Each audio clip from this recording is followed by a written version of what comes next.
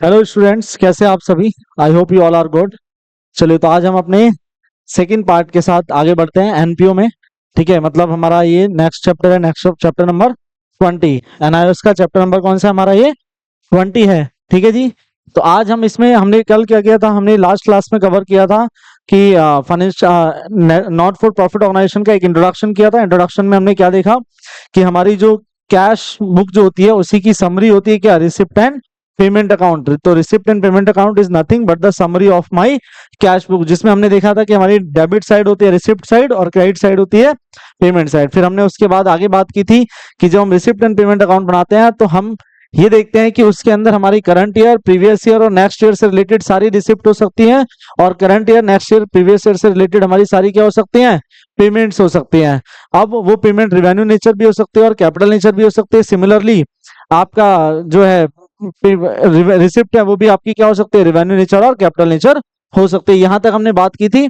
फिर हमने देखा था कि हम अगर उसको आगे लेके जाना चाहें, मतलब अगर हम क्या करना चाहें, अब रिसिप्ट एंड पेमेंट अकाउंट बनाना चाहें किससे? अपने sorry income and expenditure account, sorry कौन सा account? Income and expenditure account अगर हमें बनाना है किससे? अपने रिसिप्ट एंड पेमेंट अकाउंट से। तो हम कैसे बनाएंगे? तो आज हम वही करने जा रहे हैं। तो हमारा क्या था, ये फाइनेंशियल स्टेटमेंट के बारे में हम क्या कर रहे थे, बात कर रहे थे, जिसमें हमने क्या देखा? हमने देखा सबसे पहले कैश बुक। क्या देखा जी हमने? सबसे पहले कैश बुक। कैश बुक के बाद हमने क्या देखा जी? इसी की समरी थी रिसिप्ट एंड पेमेंट अकाउंट। और फिर इसके बाद हमने क्या देखा, क्या बनेगा हमारा? Balance sheet. तो यही क्या है? हमारी फाइनेंशियल स्टेटमेंट है किसके अंदर? एनपीओ के अंदर। ठीक है जी। और इन दोनों के बीच में एक और अकाउंट है, that is income and expenditure account. ठीक है, इनकम एंड एक्सपेंडिचर अकाउंट। ठीक है जी। तो इनकम एंड एक्सपेंडिचर, तो इसमें सारा का सारा कैपिटल नेचर की आइटम आती है। ठीक है, इसमें कैसी आती है? सारी कैपिटल नेचर आइटम। और इसमें क्या आती है? सारी आपकी रिवेन्यू नेचर आइटम आती है। ठीक है, डन। तो रिसिप्ट एंड पेमेंट से जो रिवेन्यू नेचर की रिसिप्ट और पेमेंट है उनको ले जाएंगे, हम लेके जाएंगे हम इनकम एंड एक्सपेंडिचर में। और रिसिप्ट एंड पेमेंट से जो कैपिटल नेचर की रिसिप्ट और पेमेंट है उसको हम कहां पे लेके जाएंगे? अपनी बैलेंस शीट में लेके जाएंगे। डन।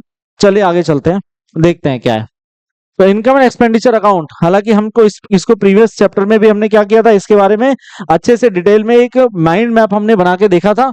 तो आज हम बात करते हैं तो क्या है ये, देखते हैं एक बार से। चलिए, तो इनकम एंड एक्सपेंडिचर अकाउंट क्या? एक समरी है किसकी? ऑर्गेनाइजेशन की इनकम और एक्सपेंडिचर की। ऑब्वियसली देखिए, इनका पर्पज प्रॉफिट कमाना नहीं है, but at the same time they also want to record this, keep the record of their income and expenditure की पूरे साल में भाई कितना पैसा खर्च हो रहा है और कितनी इनकम हमें हो रही है, जिससे कि हम ये पता लगा पाए कि हमारे पास लास्ट में सरप्लस बचा या डेफिसिट बचा। ठीक है जी। तो उसका वो हमारा पूरा फोकस होता है। तो ये कब बनाया जाता है? तो ये समरी होती है किसकी? इनकम एंड एक्सपेंडिचर की, स्पेसिफिक ईयर की होती है। और कब बनाई जाती है?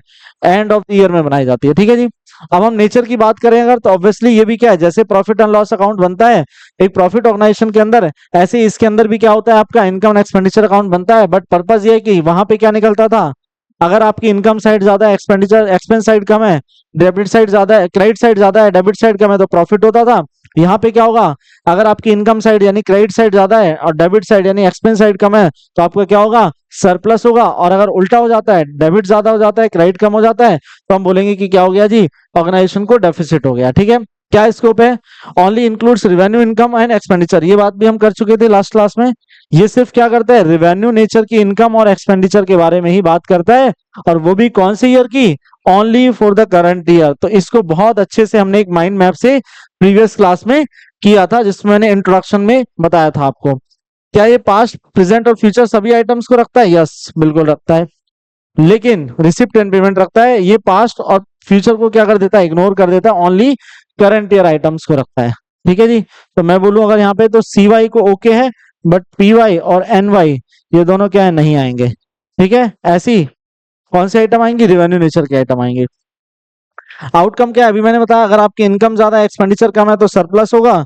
और अगर एक्सपेंडिचर ज्यादा है, इनकम कम है, तो क्या हो जाएगा जी? आपको डेफिसिट हो जाएगा। ठीक है, आगे देखते हैं। पर्पस क्या है जी? ऑब्वियसली पर्पस क्या है? ये डिटरमाइन करना कि फाइनेंशियल रिजल्ट क्या रहा, सरप्लस रहा कि डेफिसिट रहा। ठीक है, फॉर द ईयर का। और टू एंश्योर दी ट्रांसपेरेंसी, अब क्या होता है जब चीजें रिकॉर्ड में रहती है ना, तो उससे क्या रहती है, ट्रांसपेरेंसी रहती है, और ट्रांसपेरेंसी से क्या रहता है, कंट्रोल रहता है। ठीक है, आपका मिस अप्रोप्रिएशन नहीं होता है आपकी इनकम्स का, और लीगल रिक्वायरमेंट भी है ये।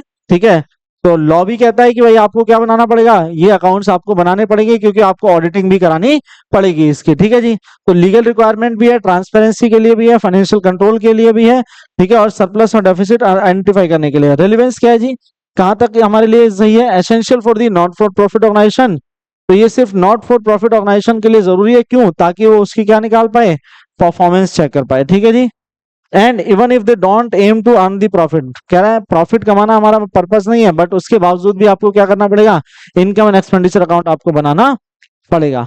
चलिए आगे देखते हैं। ठीक है, तो format of income and expenditure with some important items, तो इनकम एंड एक्सपेंडिचर अकाउंट कैसे लिखे जाते हैं, ठीक है, और क्या क्या आइटम उसके अंदर आती है, फटाफट से एक बार हम क्या करते हैं, इसको गो थ्रू करते हैं। ठीक है जी, चलिए देखते हैं। ओके, तो देखते हैं एक बार, देखिए, तो सिंपल सी बात है जी, इधर क्या आएगा आपका, रिवेन्यू नेचर के एक्सपेंडिचर, रिवेन्यू नेचर के भी कौन से, सिर्फ करंट ईयर वाले, इसका न्यूमेरिकल में वैसे भी आपको बता चुका था। ठीक है, और इधर भी क्या आएगा, रिवेन्यू नेचर के आइटम, और वो भी सिर्फ करंट ईयर से रिलेटेड। ठीक है जी, तो रेंट है आपका, ठीक है, सैलरी हो गया, न्यूज़पेपर हो गया, loss on sale of furniture हो गया, डेप्रिसिएशन हो गया आपका। ठीक है, ये क्या है, सब आपके एक्सपेंडिचर है, ये आपको क्या बनाना है, आपको इनकम एक्सपेंडिचर का फॉर्मेट दिया हुआ है। ठीक है, तो लॉस आएगा इधर, सेल करने से जो पैसा आया वो नहीं लिखा जाएगा, डेप्रिसिएशन रिवेन्यू नेचर का आइटम है, एक्सपेंस ऑन कंज्यूमर्स मटेरियल हो गया आपका। ठीक है, और ये कोई और अदर रिवेन्यू एक्सपेंसेस हो गए। ऐसे इधर ये सब्सक्रिप्शन का हो गया पूरा। अभी इसका एक पूरा क्वेश्चन करेंगे, डोनेशन रिसीव हो रहा है, ग्रांट रिसीव हो रहा है आपको, ग्रास वगैरह को, घास वास जो होती है गार्डन में, उसको सेल करके आपको कोई इनकम मिल रही है, या कोई इंटरेस्ट ऑन इन्वेस्टमेंट मिल रहा है, या कोई मिसलिनियस रिसिप्ट है आपकी। ठीक है, इसका कोई पर्टिकुलर नाम नहीं दिया, हर साल होती है। और न्यूज़पेपर सेल कर रहे हो आप, तो अब क्या होगा, अगर आपकी ये साइड ज्यादा होगी, एक्सपेंडिचर साइड ज्यादा होगी, इनकम साइड कम होगी, तो क्या आएगा आंसर आपका, डेफिसिट। और अगर ये ज्यादा होगा, ये कम आएगा, तो आपका आंसर क्या आएगा जी, सरप्लस आएगा। ठीक है जी, तो एक क्वेश्चन देखते हैं फटाफट से। देखिए, कह रहा है आपको इनकम एंड एक्सपेंडिचर अकाउंट बनाना है from the following information of promising sportsmen's club Delhi for the year ending 31 December 2013। तो यानी आपका एक कैलेंडर ईयर चल रहा है, यानी कैसे चल रहा है, ये आपका कैलेंडर ईयर चल रहा है, 1 जनवरी से लेके और 31 दिसंबर तक। ठीक है, तो कैलेंडर ईयर है हमारा, कब से लेके कब तक है, 1 जनवरी से लेके, इसका एक मिनट रुकिए, 1 जनवरी 2013 से लेके 31 दिसंबर 2013 तक। ठीक है जी, ये आपका क्या है, करंट ईयर है, कैलेंडर ईयर के फॉर्म में। ठीक है जी, अब कह रहा है आपको ओपनिंग कैश दे रखा है, तो कैश तो हमारा बैलेंस शीट में जाता है, कहाँ जाता है, बैलेंस शीट में जाता है। ठीक है जी, सब्सक्रिप्शन है जी, आपको रिसीव हुआ है कितना, 30,000 का, इंटरेस्ट रिसीव हुआ है 25,000 का। तो यहाँ मैं बना लू यहाँ पे income and expenditure account, income and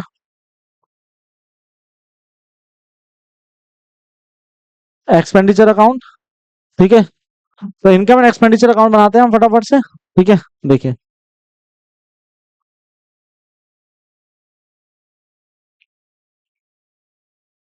अब हमारी ये साइड क्या होती है, एक्सपेंडिचर साइड होती है, डेबिट साइड।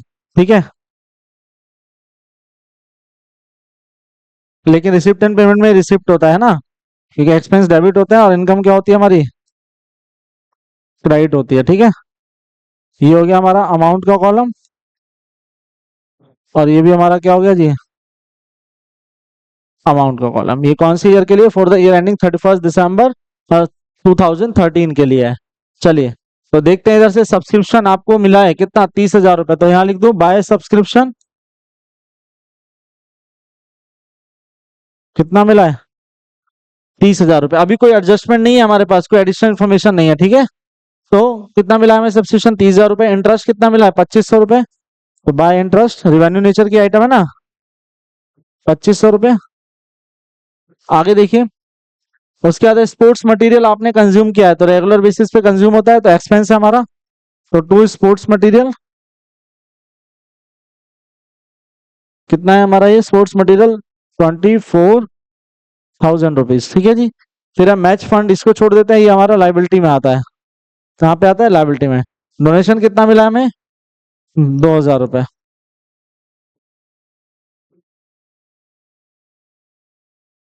2,000 रुपीज का हमें डोनेशन मिला है, ठीक है जी।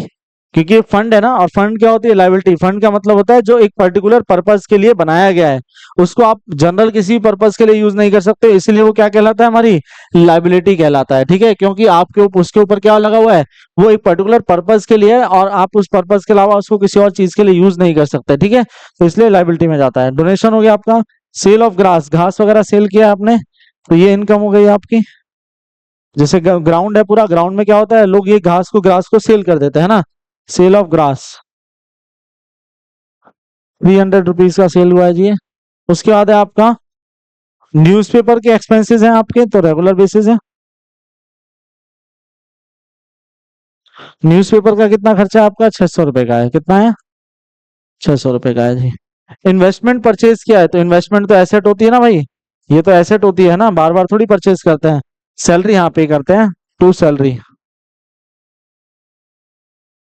कितना है जी सैलरी हमारा, 16,000 रुपए। कितना है, 16,000 रुपए। आगे देखिए रेंट पेड, ये भी रेवेन्यू नेचर का खर्चा है हमारा, तो टू रेंट पेड। इसको लिख देते हैं हम, कितना है हमारा रेंट पेड, 5,400। ठीक है जी। आगे देखिए रेंट पेड के बाद क्या है, मिसलिनियस रिसिप्ट, मल्टीपल टाइप की जो अदर रिसिप्ट हैं, ठीक है, तो रेवेन्यू में ही आएगी ये।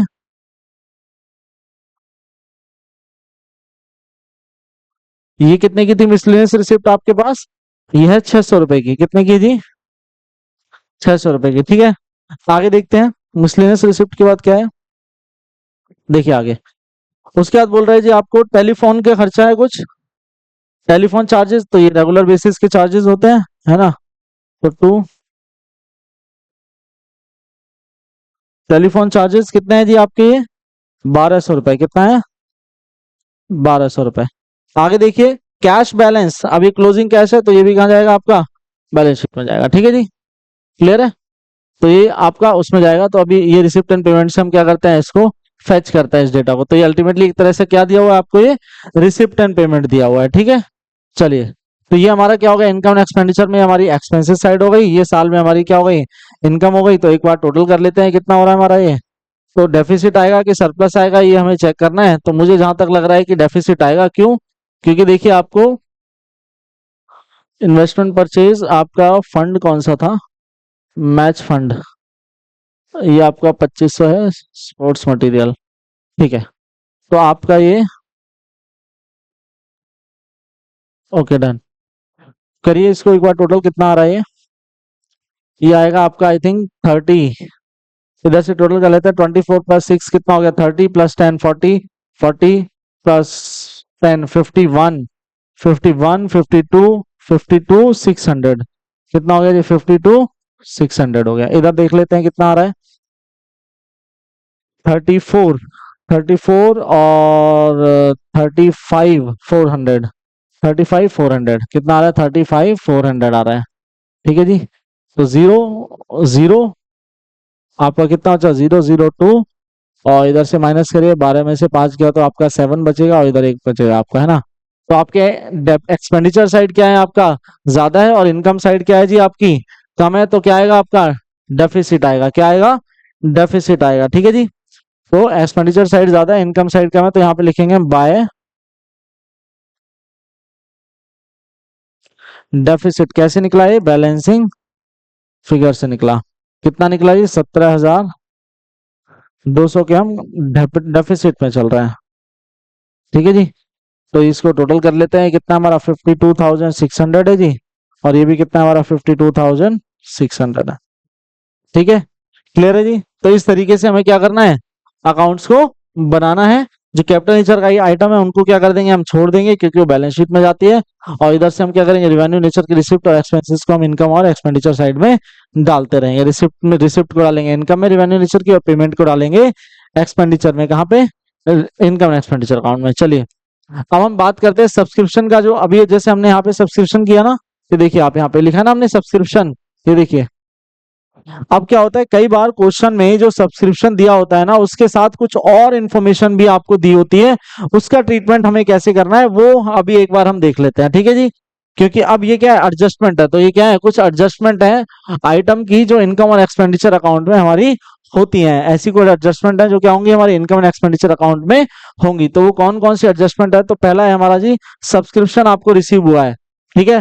तो ये तो देखिए सिंपल है, हमें पता है जी सब्सक्रिप्शन जो रिसीव होता है, तो हम सिर्फ और सिर्फ कहाँ इनकम एक्सपेंडिचर में कौन से साल का लिखते हैं, सब्सक्रिप्शन जो करंट ईयर से बिलोंग करता है, चाहे वो मिला है नहीं मिला है डजेंट मैटर। अगर वो करंट ईयर से बिलोंग करता है तो आपका वो करंट ईयर की आपके receipt income and expenditure account में इनकम साइड में दिखना चाहिए।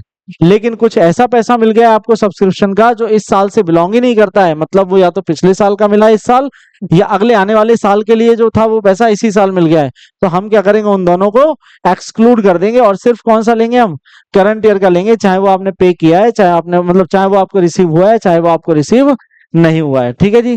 तो देखते हैं, एक मिनट इसको देखिए, सिंपल सा क्वेश्चन है, एक काम करता हूँ मैं इसको ऐड कर लेता हूँ यहाँ पे, ठीक है, पेज को। अब देखिए इधर से कह रहा है जी subscription receive during the year कितना है, 2013। तो आपका करंट ईयर चल रहा है जी 1 जनवरी से लेके फर्स्ट, ऐसे लिख लेते हैं, आपका फर्स्ट जनवरी से लेके 2013 से लेके और आपका 31 दिसंबर 2013 तक आपका ये है। और ये शुरू कब से हुआ था, 1 जनवरी 2012 से शुरू हुआ था, और पिछला वाला साल जो था हमारा, और ये कब खत्म हो गया था हमारा पिछला साल, 31 दिसंबर 2012 को।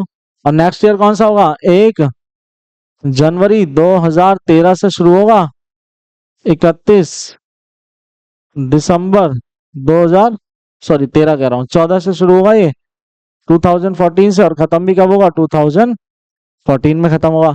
तो this is what my current year, this is what my previous year, and this is what my next year. अब हमें क्या बनाना है, इनकम एंड एक्सपेंडिचर अकाउंट। क्या बनाना है, इनकम एंड एक्सपेंडिचर अकाउंट।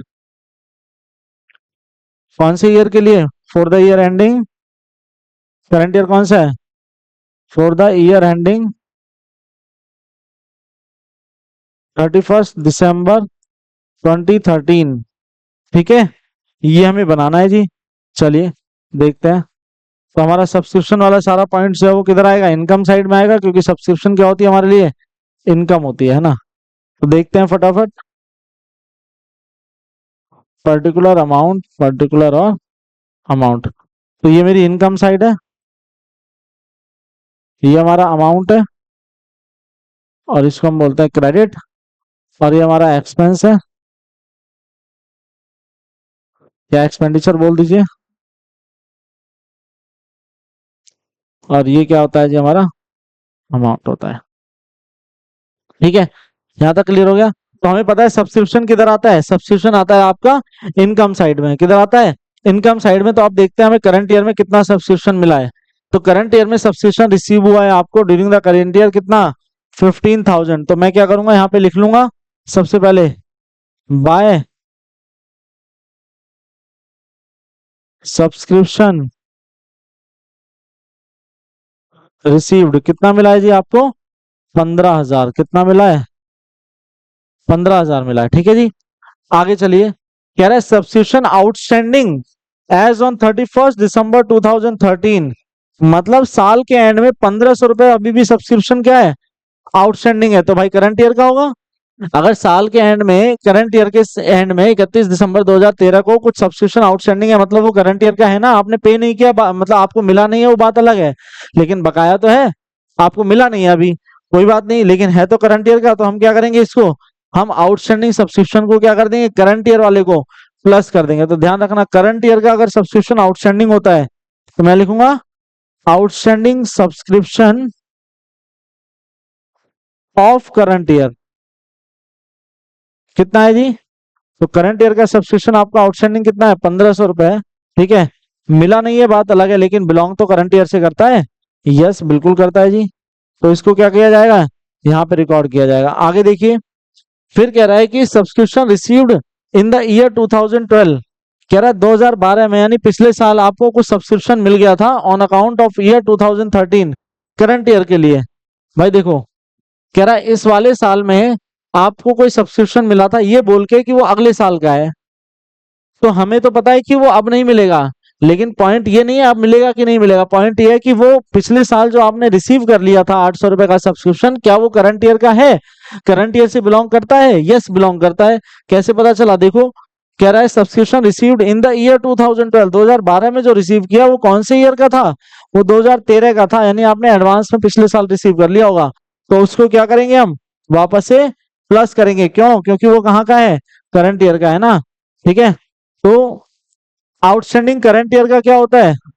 ये हमने क्या कर दिया? प्लस कर दिया करंट ईयर आउटस्टैंडिंग। और प्रीवियस ईयर में एडवांस मिला था ये, तो प्रीवियस ईयर क्या है? क्या एडवांस कितना मिल गया था प्रीवियस ईयर में एडवांस में? मतलब एडवांस में पे कर दिया था 2012 में ही, 2013 के लिए जो था वो 800 रुपए का था। कितना था? 800 रुपए। प्लस कर देंगे ये भी। ठीक है, तो करंट ईयर में मिला है 15,000, करंट ईयर में अभी जो नहीं मिला है वो है 1500। करंट ईयर में ऐसा पैसा जो मिलना था लेकिन पिछले साल ही मिल गया था, वो कितना है? 800 रुपए। ठीक है जी, आगे देखते हैं। अब बोल रहा है कि subscription received in the year 2013, और जो 2013 में आपको सब्सक्रिप्शन रिसीव हुआ है ना, for the outstanding amount of the year 2012, कह रहा पिछले साल का कुछ 400 रुपए बकाया था, तो आज जो तेरे को 15,000 रुपए इस साल जो सब्सक्रिप्शन मिला है उसमें वो 400 रुपए वो पिछले वाला शामिल है। मतलब वो कौन से ईयर से बिलोंग करता है? वो बिलोंग करता है 2012 से। जो 400 रुपए रिसीव किया है ना आपने 2013 में, उसमें कुछ पैसा जो मिला है ना आपको 400 रुपए, वो पिछले साल के क्या थे? जो आउटस्टैंडिंग थे उनका पैसा मिला है। तो यानी वो करंट ईयर से तो बिलोंग नहीं करता, तो इसलिए क्या कर देंगे? माइनस कर देंगे। किसको? Outstanding of previous year. तो मैंने बताया था करंट ईयर के आउटस्टैंडिंग को क्या करते हैं? प्लस, और प्रीवियस ईयर के आउटस्टैंडिंग को क्या करते हैं? माइनस। कितना? 400 रुपए। ठीक है जी, आगे चलते हैं। देखिए, subscription received in the year 2013, यही हमारा करंट ईयर है। तो कह रहा है करंट ईयर में आपको सब्सक्रिप्शन मिला है फॉर द ईयर 2014, यानी एडवांस मिल गया 2016 के लिए। जो 600 रुपए 2016 में मिलना था वो कब मिल गया आपको? 2013 में मिल गया। तो ये क्या हो गया जी? Advance subscription. अब एडवांस सब्सक्रिप्शन जो है वो हमारे ईयर का तो नहीं है, करंट ईयर का। तो इसको हमें क्या करना है? इस 600 रुपए को हमें हटाना है। क्या करना है? इसको हटाना है। ठीक है, तो यहाँ पे लिख दे रहा हूं मैं advance for next year.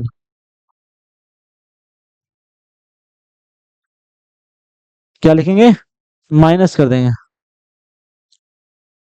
Advance of next year. तो नेक्स्ट ईयर के लिए जो आपको एडवांस मिला है ना, कितना रुपए मिला है करंट ईयर में?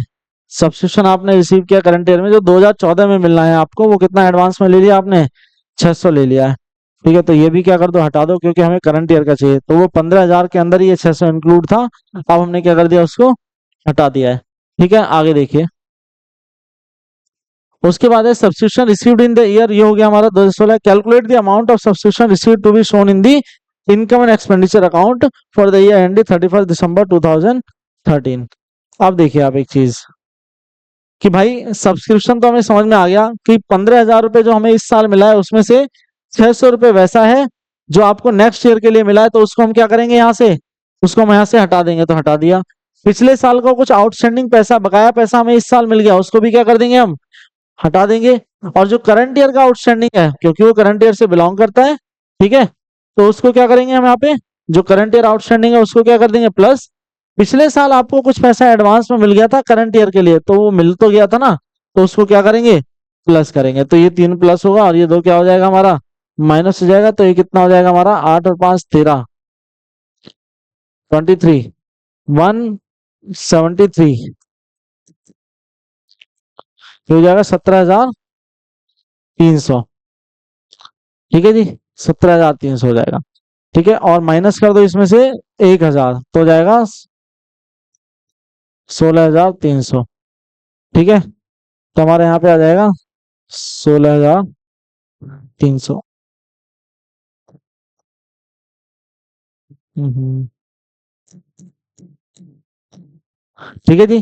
तो इस तरीके से क्या करना है हमें? आउटस्टैंडिंग और प्रीपेड का ध्यान रखना है। अगर वो करंट ईयर से बिलोंग करता है, बेशक से मिला नहीं है या मिल भी गया है करंट ईयर में या किसी और ईयर में आगे जाके मिला, तब भी वो क्या देखेंगे हम कि वो करंट ईयर से बिलोंग करता है या नहीं करता है। ठीक है, सिक्योरिटी पर्पज के लिए। आगे देखिए,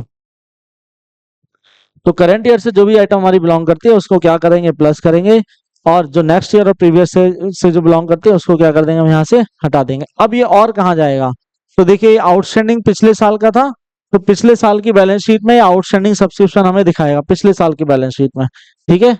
और ये एडवांस है, ये करंट ईयर की बैलेंस शीट में हम लिखेंगे इसको लायबिलिटी साइड में, क्योंकि हमने एडवांस ले लिया अगले साल का पैसा इसी साल, तो इस साल हमें बैलेंस शीट में भी इसको दिखाना पड़ेगा, अदरवाइज हमारा यहीं पे क्या हो जाता है जी, खत्म हो जाता है। तो ये था हमारा क्या, इनकम एंड एक्सपेंडिचर अकाउंट। क्या था ये, इनकम एंड एक्सपेंडिचर अकाउंट, ठीक है जी। क्लियर है यहाँ तक, कोई दिक्कत, चलिए ठीक है। ऐसी सेम क्या होगी, हमारी रेंट की ट्रांजेक्शन होंगी।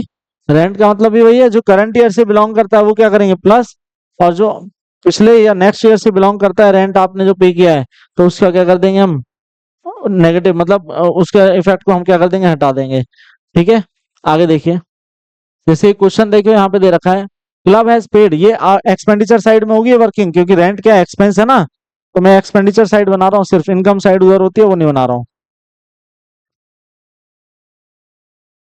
अब सेम होगी वर्किंग, जैसे अभी हमने किया ना वैसे ही सेम वर्किंग होगी हमारी। देखो कैसे होगी जी, कैसे होगी, क्लब ने रेंट पे किया कितना, 20,000 रुपए, तो टू रेंट लिखोगे आप 20,000, करंट ईयर में इतना पे किया है 2013 में, लेकिन अभी भी जो पे करना बाकी है, rent still is to be paid, वो कितना है, तो करंट ईयर का आउटस्टैंडिंग है, आउटस्टैंडिंग ऑफ करंट ईयर कितना अभी भी बाकी है, 2,000 अभी भी बाकी है, तो उसको भी प्लस कर दो। और 1,500 जो है वो 2012 में पे कर दिया था, किसके लिए, 2013 के लिए, तो भाई 2013 का जो 2012 में आपने क्या कर दिया था, पे कर दिया था, तो उसको भी क्या कर देंगे, तो बिलोंग तो हमारा किससे करता है, करंट ईयर से बिलोंग करता है ना, तो उसको भी हम क्या करेंगे यहाँ पे प्लस कर देंगे, ठीक है। Advance of current year in previous year कितना है, 1,500, ठीक है जी, क्लियर है, यस। तो हमारा क्या आ जाएगा, आंसर आ जाएगा यहाँ पे, तो 2 और 2 24, सॉरी 23,500 एक्सपेंडिचर में, ठीक है जी। तो ये था हमारा क्वेश्चन, ठीक है। अब आज की क्लास को मैं यहीं पे क्या कर रहा हूँ, खत्म कर रहा हूँ। इनकम एक्सपेंडिचर के जो कुछ क्वेश्चंस हैं और बैलेंस शीट वो मैं आपको नेक्स्ट क्लास में कंप्लीट कराऊंगा। आज की क्लास में मैंने सिर्फ आपको क्या होता है, इनकम एंड एक्सपेंडिचर बताया। अब उसके आगे के जो क्वेश्चंस न्यूमेरिकल्स एक दो और करेंगे हम, जहाँ पे हम और एडजस्टमेंट सीखेंगे, और बेसिक हमारा फोकस होगा उस क्लास में किसके ऊपर, बैलेंस शीट के ऊपर, ठीक है जी। चलिए मिलते हैं अगली क्लास में, thank you very much. Hello students, कैसे आप सभी, चलिए I hope you all are good. तो हमने अपने जो चैप्टर को कहाँ पे छोड़ा था लास्ट क्लास में, ये था नॉन प्रॉफिट ऑर्गेनाइजेशन हम कर रहे थे, राइट। उसमें हमने फर्स्ट क्लास में क्या क्या चीजें कवर की थी, फटाफट से बताइए, फटाफट से बताइए क्या क्या कवर किया था। हमने पहले कवर किया था कि कैश बुक क्या होती है ना, और कैश बुक की समरी ही क्या होती है, रिसिप्ट एंड पेमेंट अकाउंट होता है। तो रिसिप्ट एंड पेमेंट अकाउंट कैसे बनता है, कैश बुक की ही एक समराइज्ड फॉर्म होती है। नॉन प्रॉफिट ऑर्गेनाइजेशन में हम क्या देखते हैं, रिसिप्ट देखते हैं और पेमेंट देखते हैं, ठीक है। रिसिप्ट को डेबिट में रखते हैं, पेमेंट को कहाँ पे रखते हैं, हम क्रेडिट साइड में रखते हैं, और वो कहाँ से आता है, हमारे पास कैश बुक से आता है, ठीक है जी। उसके बाद फिर हम क्या करते हैं, फिर हमने देखा था एक और फाइनेंशियल स्टेटमेंट थी हमारी, जिसको हम क्या बोलते हैं, इनकम और एक्सपेंडिचर अकाउंट बोलते हैं। क्या बोलते हैं, इनकम और एक्सपेंडिचर अकाउंट। तो इनकम और एक्सपेंडिचर में हमने देखा था कौन से नेचर के इनकम और एक्सपेंडिचर जाते हैं, रेवेन्यू नेचर की रिसिप्ट एंड रेवेन्यू नेचर की पेमेंट्स जाती है, ठीक है। रिसिप्ट कहाँ जाती है, इनकम साइड में, और रेवेन्यू नेचर की पेमेंट्स कहाँ से निकालते हैं, हम रिसिप्ट एंड पेमेंट अकाउंट से निकालते हैं, और वो कहाँ जाती है, हमारी आपके एक्सपेंडिचर साइड में, ठीक है। लेकिन रिसिप्ट एंड पेमेंट में सिर्फ और सिर्फ क्या रेवेन्यू नेचर की आइटम्स होती है, नहीं, उसके अलावा कैपिटल नेचर की भी कुछ रिसिप्ट्स और पेमेंट्स होती है, वो हमारी कहाँ जाती है, बैलेंस शीट में जाती है। तो वही बैलेंस शीट आज फुल फ्लैज क्वेश्चन हम करेंगे, जैसा आपका प्रॉपर फुल फ्लैज क्वेश्चन, यानी रिसिप्ट आपका इनकम एक्सपेंडिचर और बैलेंस शीट, जिसमें हम कंप्लीट बनाएंगे विद एडजस्टमेंट्स, ठीक है जी। तो वो देखा हमने। तो उसके बाद हमने बात की थी कि बैलेंस शीट जो है वो आज वाली क्लास में हम कवर करेंगे। तो आज हम इनकम एक्सपेंडिचर भी करेंगे और क्या करेंगे, बैलेंस शीट भी करेंगे, और किस तरीके से एडजस्टमेंट्स को हमें ट्रीट करना होता है वो भी देखेंगे, और कैपिटल फंड क्या होता है, वो कैसे निकाला जाता है, उसके बारे में भी हम बात करेंगे। बात आती है कि जो आपका एनपीओ है, यानी नॉन प्रॉफिट ऑर्गेनाइजेशन है, क्या ये अकाउंटिंग करते हैं, यस ये अकाउंटिंग करते हैं, ठीक है। लीगली इनको क्या करना पड़ता है, अपने अकाउंट्स को मेंटेन करना पड़ता है, जिससे कि ये क्या कर पाए, प्रॉपर ट्रैकिंग कर पाए, ठीक है, मिस अप्रोप्रिएशन ना हो चीजों का, और साल के एंड में क्या देख पाए कि हम सरप्लस में है या डेफिसिट में है। यहाँ पे प्रॉफिट नहीं निकलता है, लेकिन अगर आपकी इनकम साइड एक्सपेंडिचर से ज्यादा है तो हम बोलते हैं क्या, सरप्लस है, और अगर आपके खर्चे यानी एक्सपेंडिचर साइड किससे ज्यादा है, इनकम से ज्यादा है, तो हम बोलते हैं क्या है, डेफिसिट है। डेफिसिट से हमारे जो कैपिटल फंड्स होते हैं वो क्या हो जाते हैं, कम हो जाते हैं, और सरप्लस से हमारे कैपिटल फंड्स क्या हो जाते हैं, प्लस हो जाते हैं। तो बात आती है कैपिटल फंड हम निकालेंगे कैसे। अब इसी तरीके से तो वो इनकम एक्सपेंडिचर तो बनता ही है इसमें, इसके साथ साथ बैलेंस शीट भी, जैसे हमारे प्रॉफिट ऑर्गेनाइजेशंस बैलेंस शीट बनाते हैं, अपनी एसेट और लायबिलिटी के ट्रीटमेंट करते हैं, सिमिलरली हम यहाँ पे भी क्या करेंगे, ट्रीटमेंट करेंगे, जिससे कि हम at the end of the year हम क्या चेक कर पाए कि हमारे पास कितनी संपत्ति है, कितनी पूंजी है, कितनी लायबिलिटी है, कितने दायित्व है, मतलब ठीक है जी। इन सब चीजों को पता लगा पाए और कितना हमारा कैपिटल फंड बचता है लास्ट में, उसके बारे में हमें आइडिया लग पाए, ठीक है जी। तो आज हम क्या करेंगे, नॉन प्रॉफिट ऑर्गेनाइजेशन का फाइनेंशियल स्टेटमेंट के बारे में हम बात करेंगे। फाइनेंशियल स्टेटमेंट में हम पहली स्टेटमेंट देखेंगे, हालांकि हम ये कर चुके हैं, इनकम एंड एक्सपेंडिचर, और हमारा मेन फोकस रहेगा इस पे, ठीक है जी, बैलेंस शीट पे। ठीक है, डन। तो ये हमारी क्या है, आज इनकम एक्सपेंडिचर की लास्ट क्लास है, ठीक है जी। चलिए देखिए, तो प्रिपरेशन ऑफ बैलेंस शीट। तो बैलेंस शीट में हम क्या क्या चीजें देखते हैं, ऑब्वियसली हमारा एसेट्स और क्या होती है जी, लायबिलिटी होती है, अभी मैं बताता हूँ, लेकिन उससे पहले हम पहले समझ लेते हैं कैपिटल फंड क्या होता है जी। ठीक है, तो कैपिटल फंड क्या होता है, तो capital general fund taken from the last balance sheet will be shown after adjusting for the current year surplus और डेफिसिट। तो वो यही कह रहा है कि जो आपका कैपिटल फंड निकलता है ना, वो कहाँ से निकलता है, वो निकलता है प्रीवियस ईयर की बैलेंस शीट से। कहाँ से निकलता है, प्रीवियस ईयर की, प्रीवियस ईयर्स बैलेंस शीट, ठीक है जी। कहाँ से निकलता है, प्रीवियस ईयर की बैलेंस शीट से निकलता है। कैसे निकलता है, देखिए ये बैलेंस शीट का हमारा फॉर्मेट होता है, ठीक है जी। प्रीवियस ईयर का मान लीजिए ये हमारा बैलेंस शीट है, यहाँ पे क्या होती है हमारी एसेट्स होती है, ठीक है, और यहाँ पे होती है क्या होती है हमारी लायबिलिटी होती है। जब एसेट में से लायबिलिटी को माइनस करते हैं तो ये जो बैलेंस निकलता है, ये बैलेंसिंग फिगर से हमारे क्या निकलता है, कैपिटल फंड निकलता है। ठीक है, इसको हम क्या बोल सकते हैं, कैपिटल फंड भी बोल सकते हैं, और कैपिटल जनरल फंड भी हम इसको बोल सकते हैं। ठीक है जी, क्लियर है यहाँ तक, ओके। अब देखिए लाइबिलिटीज में क्या आता है, तो पहले एसेट्स के बारे में बात कर लेते हैं। एसेट्स यहाँ पे जो आती है ना, वो आफ्टर ऑल एडजस्टमेंट आती है। क्या आती है, आफ्टर एडजस्टमेंट्स। अब एडजस्टमेंट किस चीज की होगी, मान लीजिए आपके पास पिछले साल, मान लीजिए पिछले साल की बैलेंस शीट में आप देख रहे हैं कि आपके पास क्या था, फर्नीचर था। इस साल आपने कुछ फर्नीचर आपके रिसिप्ट एंड पेमेंट में, पेमेंट साइड में आपने देखा कि कुछ फर्नीचर आपका क्या हो गया है, कुछ फर्नीचर की आपकी क्या हो गई है, सेल हो गई है। तो हम क्या करेंगे, उतना फर्नीचर उसमें से माइनस कर देंगे। तो हमें एडजस्टमेंट किस किस चीज की करनी होती है, आपने अगर कुछ परचेज किया है, क्या किया है, कुछ परचेज किया है तो प्लस कर दोगे, कुछ सेल कर दिया है कोई एसेट आपने तो माइनस कर दोगे, डेप्रिशिएट कर दिया है तो भी क्या कर दोगे, माइनस कर दोगे। ठीक है, रिटर्न ऑफ कर दिया है तो भी क्या कर दोगे, माइनस कर दोगे। ठीक है, ये सब करना है। कोई आपकी एक्रूड इनकम है, क्या है, एक्रूड इनकम, उसको क्या कर दोगे, इसमें प्लस कर दोगे। ठीक है, यही सब चीजें हमें क्या करनी है, एडजस्ट करनी है। तो आफ्टर एडजस्टमेंट हम क्या दिखाएंगे, बैलेंस शीट में अपनी एसेट्स दिखाएंगे। सिमिलरली यहाँ पे लाइबिलिटीज में भी हम क्या करेंगे, कोई लाइबिलिटी अगर आपने पे कर दी है, पहले ज्यादा थी अब पेमेंट कर दिया तो कम हो जाएगी, तो कम करके लिखेंगे उसको। ठीक है जी, अगर कोई आपकी नई आउटस्टैंडिंग लाइबिलिटीज आ गई, कोई नई लाइबिलिटी आ गई, तो उसको यहाँ पे क्या कर देंगे, हम उसको भी यहाँ पे दिखा देंगे प्लस करके। तो ये सारी एडजस्टमेंट करने के बाद हम क्या करते हैं, एसेट्स लिखते हैं। कैपिटल फंड हमारा प्रीवियस ईयर की बैलेंस शीट से आता है। अभी इसके बारे में सब डिटेल में एक बार हम देखेंगे जब हम न्यूमेरिकल करेंगे। ठीक है जी, चलिए ओके, आगे चले। देखिए, तो ये एक क्वेश्चन है, शायद इससे आपको बेहतर समझ में आएगा। ठीक है जी, तो ये क्वेश्चन हमारा क्या है, एक बार देखते हैं इसको। थोड़ा सा मैं इसको ऊपर कर देता हूँ, ठीक है, जिससे कि आपको क्लैरिटी आ जाए। चलिए, ठीक है, देखिए आगे।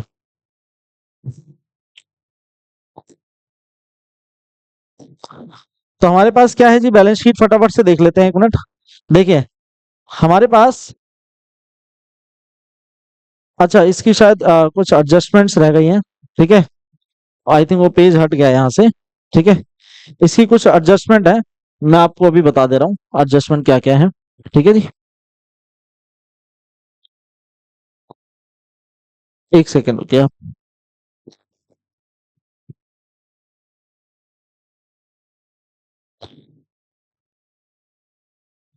तो इसको हम एक काम करते हैं, ठीक है जी, ये क्वेश्चन हम यहाँ से निकाल लेते हैं, इजी हो जाएगा हमारे लिए, है ना। एक क्वेश्चन हम यहाँ से निकाल लेते हैं आपकी वेबसाइट से, ठीक है, तो ये इजी हो जाएगा हमारे लिए। क्या था, ये हमारा था है ना, स्पोर्ट ना,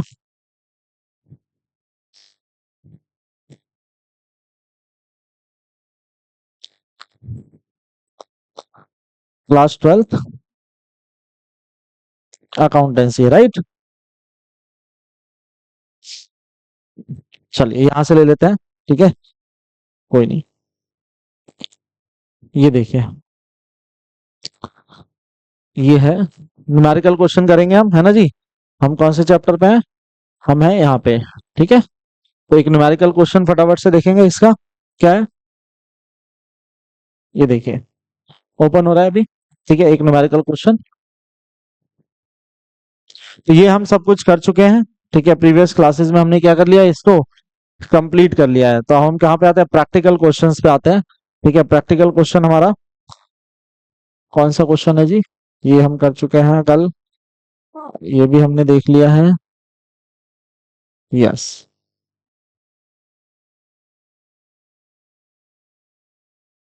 बैलेंस शीट का क्वेश्चन होगा हमारा, राइट, बैलेंस शीट। तो आई थिंक बैलेंस शीट हमारा यहाँ से शुरू हुआ है ना।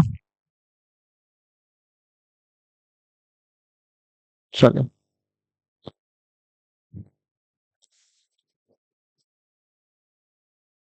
ओके, न्यूमेरिकल क्वेश्चन यहाँ पे आपके प्रैक्टिकल क्वेश्चन आ गए अभी, है ना। ये देखिए, तो मैं इसको एक काम करता हूँ, इधर से क्रॉप कर लो, ठीक है। एडिशनल इन्फॉर्मेशन और चाहिए हमें, बस।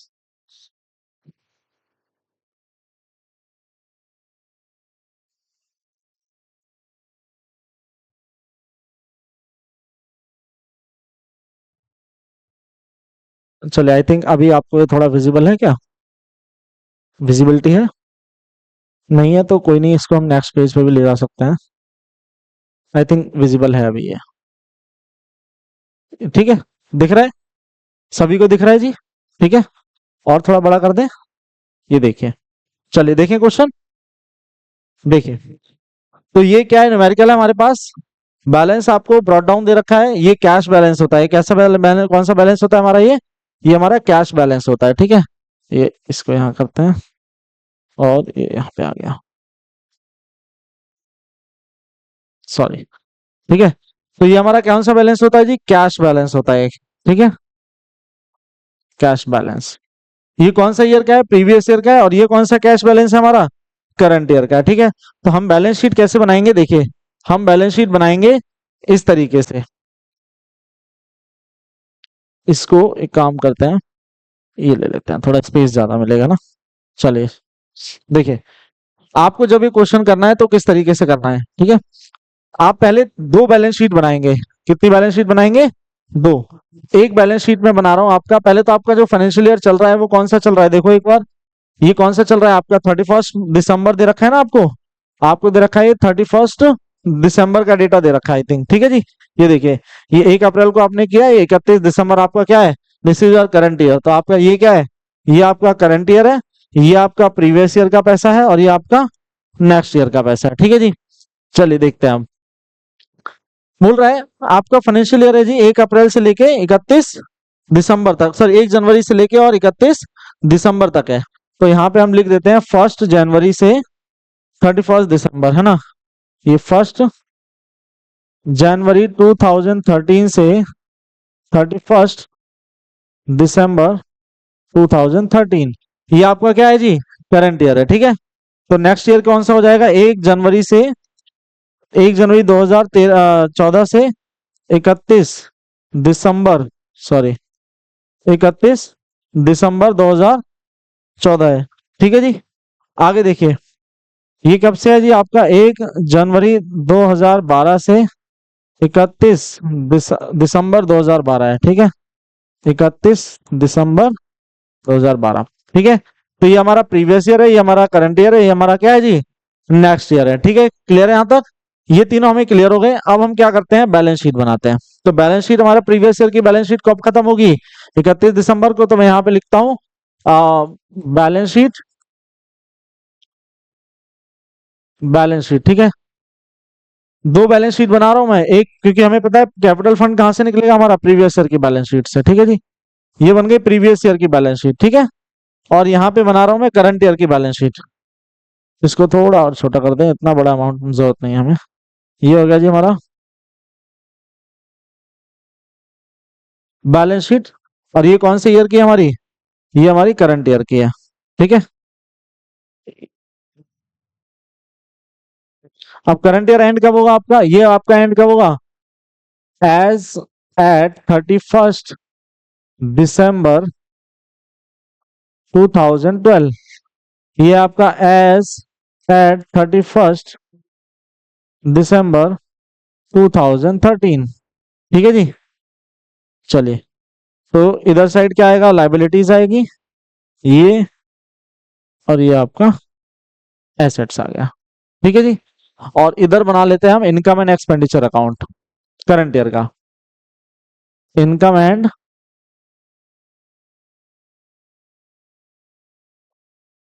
Expenditure account. ठीक है, ये बनेगा हमारा करंट ईयर का।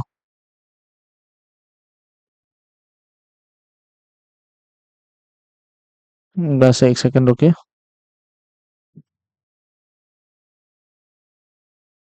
ये हो गया हमारा बैलेंस शीट 31 दिसंबर 2013 का है ये। ठीक है, 2013। चलिए करें आगे, देखिए। ठीक है, तो इनकम एंड एक्सपेंडिचर में हमारा ये साइड कौन सी होती है, एक्सपेंडिचर होता है, और ये हमारी साइड कौन सी होती है जी, इनकम होती है। ठीक है, हम तीनों चीजें एक साथ बना रहे हैं। ठीक है, कंफ्यूज नहीं होना। देखिए, ये हमारी कौन सी साइड है, एक्सपेंडिचर, क्योंकि ये डेबिट है। और ये हमारी साइड कौन सी है, इनकम, क्योंकि ये क्या है, क्रेडिट है, इनकम। ठीक है, ये हमारा क्या हो गया जी, अमाउंट हो गया। और ये भी क्या हो गया हमारा, अमाउंट हो गया। ठीक है, क्लियर है। इसको भी देख लें, इसमें भी लिख लें यहाँ पे भी। ये क्या है, लाइबिलिटीज है, अमाउंट। प्लीज ध्यान से देखते जाइए। ठीक है, एक बार में ही करेंगे हम इसको, एसेट्स और अमाउंट। ठीक है, इधर भी आपकी लाइबिलिटीज, अमाउंट, एसेट्स और अमाउंट। ठीक है जी। तो हमने क्या किया है, हमने बैलेंस शीट बना लिया है। ठीक है, प्रीवियस ईयर का हमने बैलेंस शीट बना लिया है, करंट ईयर के एंड में, प्रीवियस ईयर के एंड में। और करंट ईयर में हमारा क्या बनेगा, इनकम एंड एक्सपेंडिचर अकाउंट। वो इनकम एंड एक्सपेंडिचर अकाउंट भी हमने क्या कर लिया है, यहाँ पे बना लिया है। ठीक है जी, आगे देखिए। अब देखिए, अब क्या करना है, एक एक आइटम को यहाँ से हम उठाएंगे। ठीक है, तो देखिए, ये बैलेंस क्या है, ब्रॉड डाउन है, यानी पिछले साल का आपका क्लोजिंग जो होगा वो इस साल का ओपनिंग होगा कि नहीं होगा, यस होगा। तो इसका मतलब है 31 दिसंबर 2012, तो आपका उस टाइम बैलेंस शीट में कितना पैसा था, कैश। कैश आपका था 1500 रुपए। कितना था, रिसिप्ट एंड पेमेंट का ओपनिंग बैलेंस क्या होता है, कैश होता है। तो मैं यहाँ पे लिखूंगा एसेट में, देखिए यहाँ पे प्रीवियस ईयर की बैलेंस शीट में कैश कितना रुपए है, 1500 रुपए है। ठीक है जी, आगे चलिए, ये हो गया डन। अब आ जाते हैं इस पे, सब्सक्रिप्शन पे। अब हमें पता है सब्सक्रिप्शन कहाँ आता है, करंट ईयर में आता है। करंट ईयर का बैलेंस शीट में, करंट ईयर के इनकम एक्सपेंडिचर अकाउंट में हमारा क्या आता है, सब्सक्रिप्शन। किधर साइड, इनकम साइड में। पहले ये समझ लेते हैं कैसे कैसे इन्होंने यहाँ पे दिया है। वो ये कह रहा है कि सर देखिए, आपको जो करंट ईयर का सब्सक्रिप्शन मिला है, कितना मिला है, 8000। जो पिछले साल का सब्सक्रिप्शन जो भी आउटस्टैंडिंग था, मुझे नहीं पता कितना था। ठीक है, वो देखेंगे अभी। चलिए, यहाँ पे देखिए लिखा भी है, सब्सक्रिप्शन आउटस्टैंडिंग ऑन 31 दिसंबर 2012। यानी कि जो ये वाला साल है आपका, प्रीवियस ईयर है, पिछले साल में कुछ लोग ऐसे थे जिन्होंने आपको सब्सक्रिप्शन नहीं दिया था। कितने रुपए का, 1350 रुपए का सब्सक्रिप्शन था जो उन लोगों ने नहीं दिया। लेकिन जब हम इस साल में आए 31 ये वाले में 2013 में, तो पता चला कि 2013 में पिछले साल का कुछ सब्सक्रिप्शन मिल गया है, 2012 वाला। कितना था 12 का आउटस्टैंडिंग, 1350 रुपए 12 का आउटस्टैंडिंग था। पिछले साल, जैसे मान लीजिए पिछले साल आपने कम पैसा दिया, 1350 रुपए नहीं दिया। अगले साल जब हम आए तो आपने क्या किया, उस 1350 में से 500 रुपए दे दिया। तो यानी कि पिछले साल का जो सब्सक्रिप्शन था, 1350 आउटस्टैंडिंग था। तो हम क्या करेंगे, बैलेंस शीट में पिछले साल वाली में लिखेंगे आउटस्टैंडिंग सब्सक्रिप्शन। भाई पिछले साल वाली बैलेंस शीट में लिखेंगे ना आउटस्टैंडिंग सब्सक्रिप्शन। आउटस्टैंडिंग सब्सक्रिप्शन कितना है, 1350। लेकिन इस साल आपको मिला कितना है, पिछले साल वाला। पिछले साल वाला जो इस साल मिला है वो कितना है, 500 है। कितना है, 500 है। तो मतलब क्या है, इस साल हमें जो पिछले साल वाला सब्सक्रिप्शन मिला है वो कितना है, 500 है। तो हम उतना माइनस कर देंगे। ठीक है, और बाकी का जो बचा हुआ है वो अभी भी हमारा क्या है, आउटस्टैंडिंग है। ठीक है जी, तो बस ये हो गया। करंट ईयर के लिए कितना सब्सक्रिप्शन मिला है? 8,000। लेकिन एक बात बताइए, क्लब में मेंबर कितने हैं? क्लब में कितने मेंबर हैं? यहाँ पे देखिए, क्लब में है मेंबर 160, और हर कोई कितना सब्सक्रिप्शन देता है? 100 रुपए। तो इस हिसाब से आपको मिलना कितना चाहिए था? 16,000। करंट ईयर में सब्सक्रिप्शन कितना मिलना चाहिए था आपको? 16,000। ये करंट ईयर में कितना मिलना चाहिए था? 16,000। लेकिन मिला कितना है करंट ईयर में? यहाँ पे देखिए 8,000 मिला है। 8,000 मिला है, तो एक काम करते हैं, हम आएंगे इनकम एक्सपेंडिचर अकाउंट में। सबसे पहले यहाँ पे लिखेंगे भाई आप पहले सब्सक्रिप्शन। सब्सक्रिप्शन कितना मिला है करंट ईयर का? 8,000। अभी भी कितना मिलना बाकी है? आउटस्टैंडिंग ऑफ करंट ईयर कितना है अभी भी बाकी? 8,000। कैसे निकाला जी? टोटल मिलना चाहिए था 16,000, मिला है 8,000, तो 8,000 अभी भी क्या है? बकाया है ना करंट ईयर का। अगर करंट ईयर का आउटस्टैंडिंग है तो करंट ईयर की बैलेंस शीट में जाएगा कि नहीं जाएगा? यस जाएगा। आउटस्टैंडिंग सब्सक्रिप्शन कहाँ जाएगा? करंट ईयर की बैलेंस शीट में जाएगा। आउटस्टैंडिंग सब्सक्रिप्शन, तो मैंने यहाँ लिख दिया आउटस्टैंडिंग सब्सक्रिप्शन। ठीक है,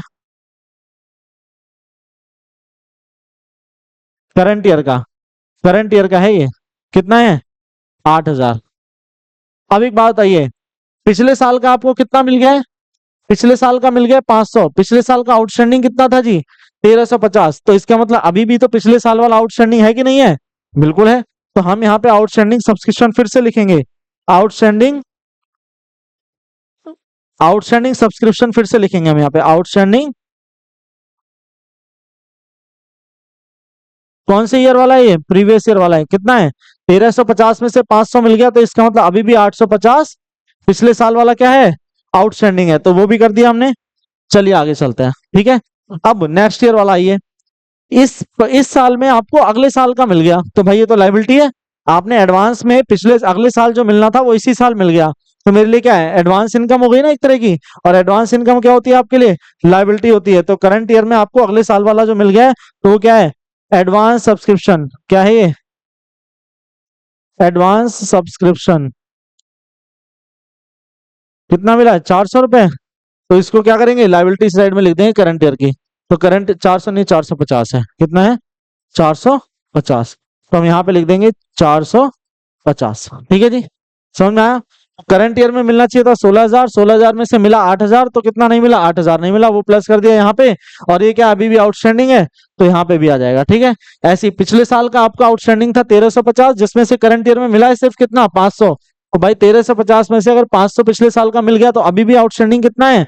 850। अब कहोगे सर वो 500 यहाँ क्यों नहीं लिखा? क्योंकि वो पिछले साल का था। 450 यहाँ क्यों नहीं लिखा? क्योंकि वो अगले साल का है। इस साल का कितना था? सिर्फ 8,000 था, तो इसलिए मैंने सिर्फ यहाँ पे कितना लिखा है? 8,000 लिखा है। ठीक है, चलते हैं आगे। आगे देखिए, सेल ऑफ न्यूज़पेपर इनकम हो गई 250 रुपए की। सेल ऑफ न्यूज़पेपर इनकम हो गई आपकी 250, तो यहाँ लिख देंगे बाय साइड में सेल ऑफ न्यूज़पेपर। ठीक है, कितना है ये? 250 रुपए, 250 रुपीज। ठीक है, तो यहाँ लिख दिया मैंने 250 रुपीज। आगे देखिए, फिर क्या बोल रहा है? सेल ऑफ फर्नीचर, ये तो कैपिटल नेचर की आइटम है, लेकिन इससे होने वाला प्रॉफिट लॉस हमारा कहाँ जाएगा? इनकम एक्सपेंडिचर अकाउंट में जाएगा। तो देखते हैं एक मिनट। फर्नीचर कितने का सेल हुआ है? 300 वाला। कितने रुपए में सेल हुआ? 200। भाई 300 की चीज 200 में सेल हुई, कितने का लॉस हुआ? 100 रुपए का लॉस हुआ। तो लॉस हुआ तो कहाँ लिखेंगे भाई? लॉस हुआ तो इधर साइड लिख देंगे, एक्सपेंडिचर साइड में। क्या लिखेंगे? Loss on sale of furniture. कितना? 100 रुपए का। एक बात बताइए, पिछले साल, अब वो ये कह रहा है, देखो यहाँ पे अगर आप ध्यान से देखोगे तो आपको दिखेगा कि पिछले साल ना 1 जनवरी 2013, जब हमने ये वाला साल शुरू किया था, या तो 1 जनवरी 2013 बोल दीजिए, या 31 दिसंबर 2012, बात एक ही है। यानी पिछले साल आपके पास क्या क्या था? आपके पास बिल्डिंग थी 40,000 की, आपके पास फर्नीचर था 2,000 का, और आपके पास बुक्स थी 6,000। तो भाई पिछले साल आपके पास जो आइटम थी, पहले एक काम करो वो लिख लो, बिल्डिंग, फर्नीचर और बुक्स। तो एक काम करो पहले लिख लो पिछले साल क्या क्या था आपके पास। पिछले साल क्या क्या था? बिल्डिंग थी 40,000 की, फर्नीचर था 2,000 का, बुक्स थी आपके पास 6,000 की। यही बोला है ना उसने? पिछले साल 40, 2,000 और 6,000। और पिछले साल आउटस्टैंडिंग कितना था? वो इतना था, वो भी हमने लिख लिया। ठीक है, ये तो करंट ईयर में आउटस्टैंडिंग है, ये हमने कर लिया। ठीक है, एक बात बताओ भाई, फर्नीचर आपका कितना था पिछले साल? सॉरी, फर्नीचर, हाँ फर्नीचर कितना था? 2,000 था। ये देखो कितना है? 2,000 है ना। आपने इस साल सेल कितना कर दिया, 300 रुपए का। 2000 में से 2000 के फर्नीचर में से 300 रुपए का फर्नीचर चला गया, यानी फर्नीचर कितना बचना चाहिए, 1700 का। 1700 बचना चाहिए कि नहीं।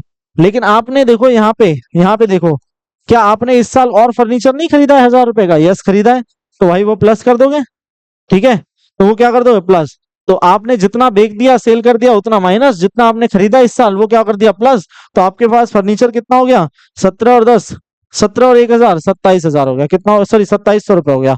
1700 प्लस 1000 कितना हो गया फर्नीचर आपके पास, 2700 हो गया, ठीक है जी। ये हो गया आपके पास 2700, ठीक है। आगे देखो, और लॉस हमने यहाँ पे लिख दिया, लॉस ऑन सेल, ठीक है। आगे देखते हैं,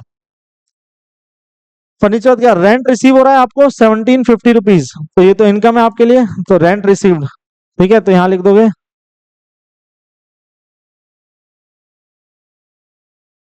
1750, है ना, 1750, यस। और प्रॉफिट ऑन एंटरटेनमेंट कितना हो रहा है, 1500 रुपए, तो ये भी क्या है, प्रॉफिट साइड में लिख दोगे।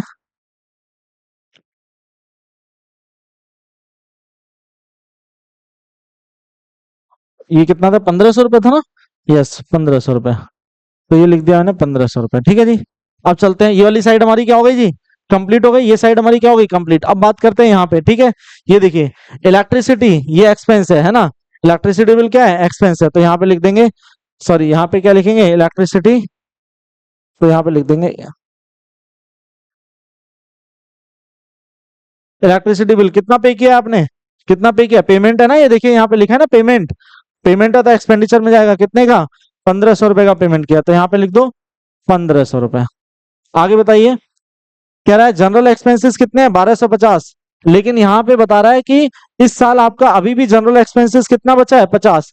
आपने पेमेंट कितना किया है, 1250, अभी भी कितना बकाया है, 50। तो इसका मतलब इस साल का था कितना जनरल एक्सपेंसेस, 1300 रुपए था कि नहीं था। तो हम करंट ईयर में तो पूरा लिखते हैं ना, तो मैं यहाँ लिखूंगा जनरल एक्सपेंस कितना, 1250 है ना, लेकिन अभी भी आउटस्टैंडिंग कितना है करंट ईयर का, कितना है, 50 रुपए। और आउटस्टैंडिंग क्या होता है, लाइबिलिटी होता है, क्या होता है, आउटस्टैंडिंग एक्सपेंस क्या होती है, लाइबिलिटी होती है, आउटस्टैंडिंग एक्सपेंस 50 रुपए, ये लाइबिलिटी में चला गया। और टोटल करंट ईयर का था कितना, 1300 रुपए था, ठीक है। बेशक से पेमेंट 1250 का किया, लेकिन करंट ईयर से बिलोंग कितना करता था, 1300 रुपए बिलोंग करता था, ठीक है जी। आगे चलिए, ऑनरोरियम टू सेक्रेटरी, ऑनरोरियम क्या होता है, हम जो पैसा देते हैं कुछ ऐसे एम्प्लॉयज और ऐसे लोगों को जो हमारी कंपनी के या ऑर्गेनाइजेशन के एम्प्लॉय तो नहीं है, वो हमारे पेरोल पे नहीं होते, लेकिन हम उनको एज अ गेस्ट या as a referee, as a coach, हम उनको क्या करते हैं, बुलाते हैं और उनको कुछ पेमेंट करते हैं। वो हमारी कंपनी के एम्प्लॉय नहीं होते, लेकिन हमारे लिए क्या है, एक्सपेंस तो है ही। तो सेक्रेटरी को ऑनरोरियम दिया 1250 रुपए, ठीक है। तो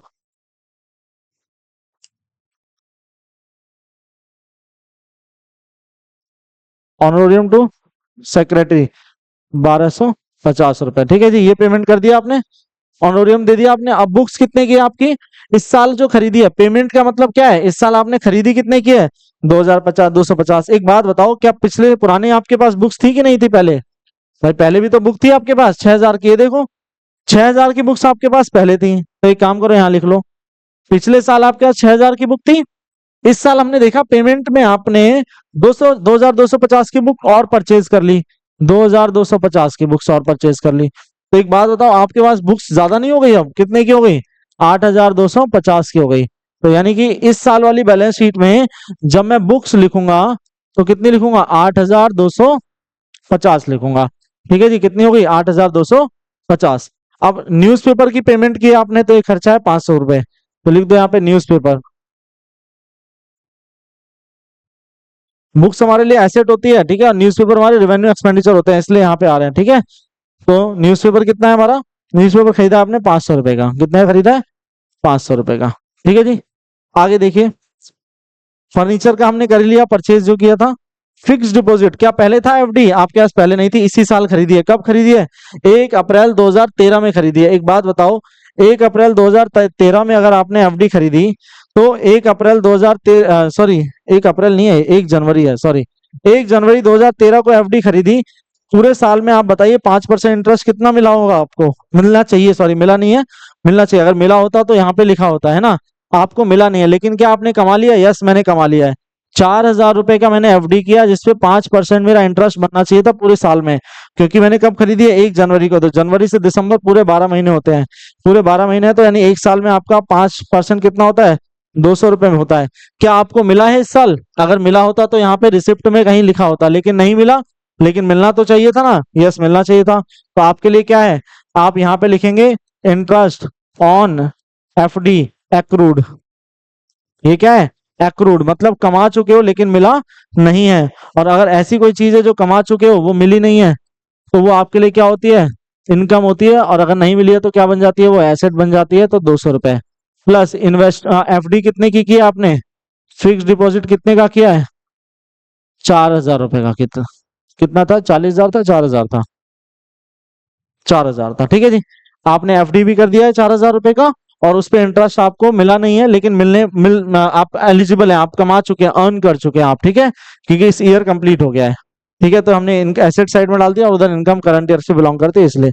अब ये क्लोजिंग कैश कितना है? 2,400 रुपये आपका क्या है? क्लोजिंग कैश है। तो क्लोजिंग कैश मतलब क्लोजिंग बैलेंस शीट में आएगा यहाँ पे कैश आपका। कैश कितना है? ये 2,400 रुपये, 2,400 रुपीज है ना? कितना है? 2,400 रुपीज। अब क्या करना है? अब हमें यहाँ से तो कैपिटल फंड निकलता है। तो कैपिटल फंड मैंने आपको बताया था कैसे निकलता है। Asset minus liabilities equals to capital होता है, लेकिन हमारे पास इधर कुछ है ही नहीं। तो एक काम करो, इसको फटाफट से प्लस कर लो। कितना आ रहा है? कितना आ रहा है देखिए? 6 और 2 8 और 2 10 और 50, 50,850। ये आ रहा है हमारा 50,850। यही आ रहा है ना?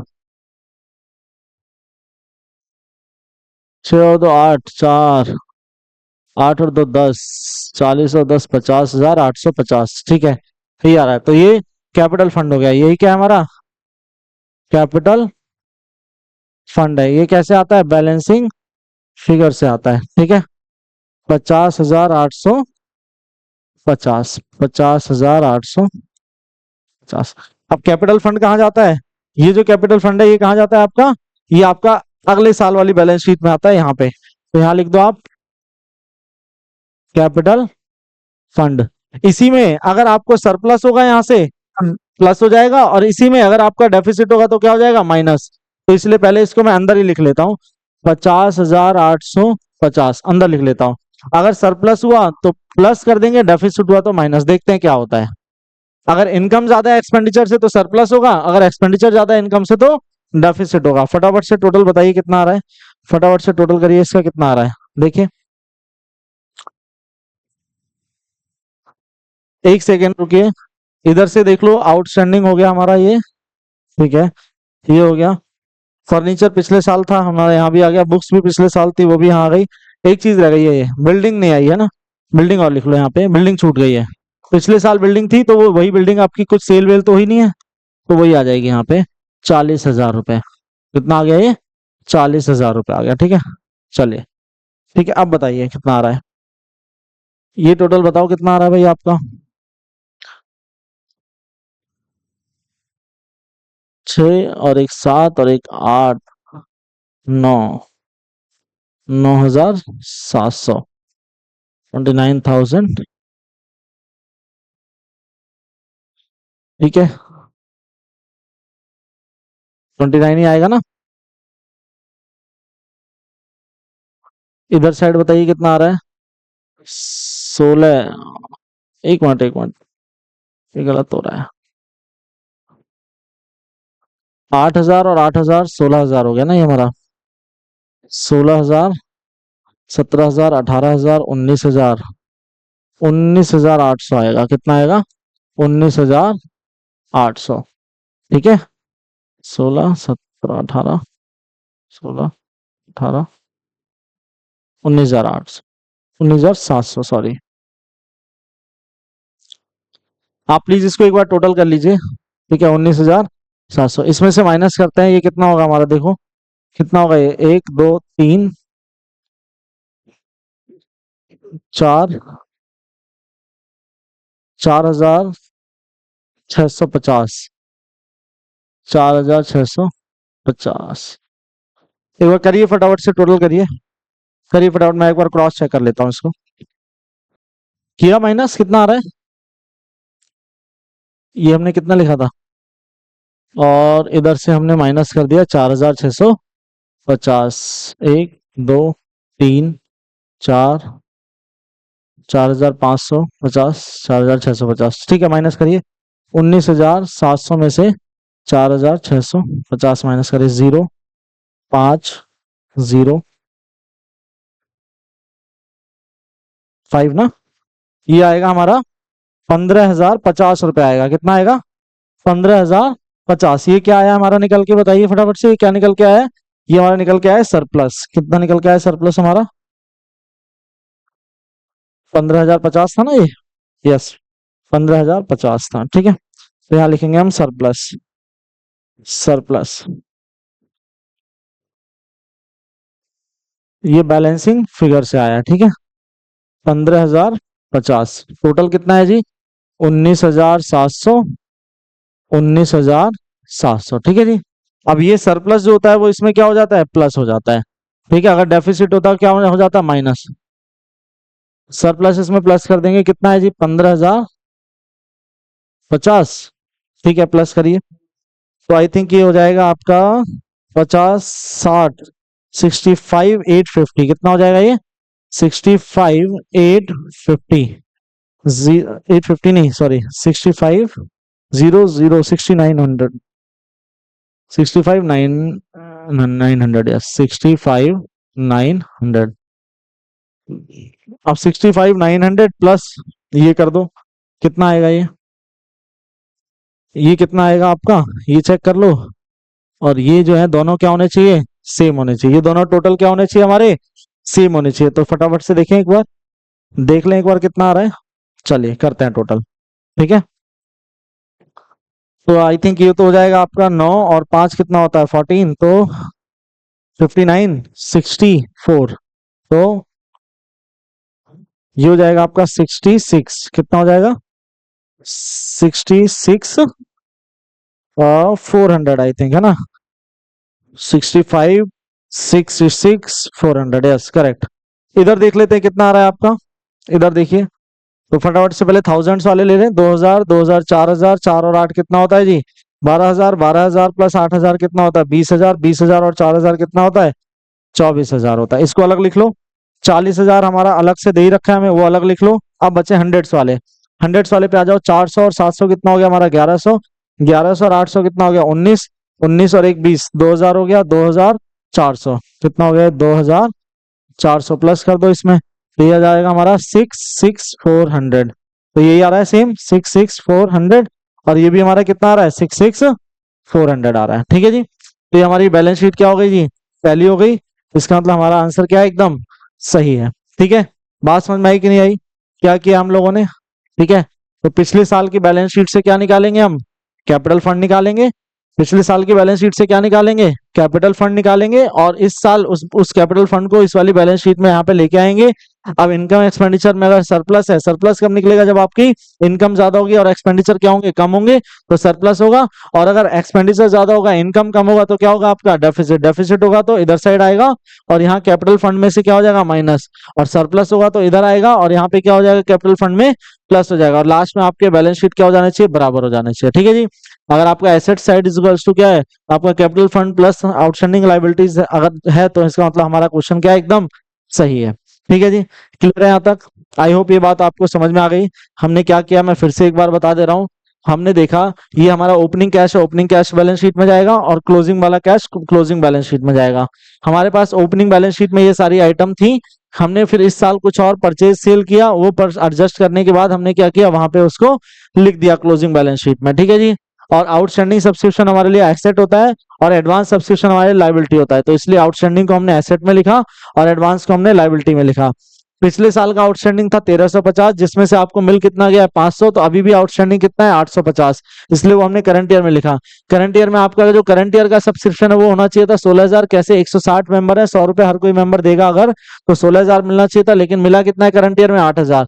तो इसलिए हमारा करंट ईयर का आउटस्टैंडिंग कितना बचा? 8,000, क्योंकि 8 मिला है, 8 और मिलना था, तो वो 8 और मिलना था, वो क्या आपके लिए एसेट हो जाएगी, ठीक है। तो बैलेंस शीट में एसेट साइड में चला जाएगा, और इनकम में वो प्लस हो जाएगा, ठीक है। ये सारी जनरल एक्सपेंसेस आउटस्टैंडिंग है, तो ये लायबिलिटी है, इसको हमने लायबिलिटी में लिख दिया।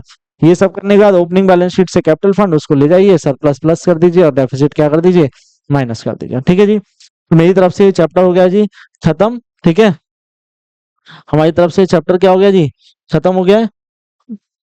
हमने सब कुछ कर लिया है, रिसिप्ट पेमेंट हमने कर लिया, इनकम एक्सपेंडिचर हमने कर लिया, बैलेंस शीट, एडजस्टमेंट, सब्सक्रिप्शन की, रेंट की, डेप्रिसिएशन की, सब चीज। ठीक है जी, चलिए, तो आई होप आपको समझ में आया अच्छे से। अगर नहीं समझ में आया तो कमेंट बॉक्स में आप लिख दीजिए, मैं जब भी देखूंगा तो मैं आपको उस क्वेश्चन के ऊपर, अगर कुछ डाउट्स होंगे, हमें लगेगा मुझे ज्यादा बच्चों के डाउट्स आ रहे हैं, तो मैं फिर उसको नेक्स्ट क्लास में ले लूंगा। ठीक है जी, चलिए ठीक है, थैंक यू वेरी मच। फिर मिलते हैं अगली क्लास में, अगले चैप्टर, एक नए चैप्टर के साथ।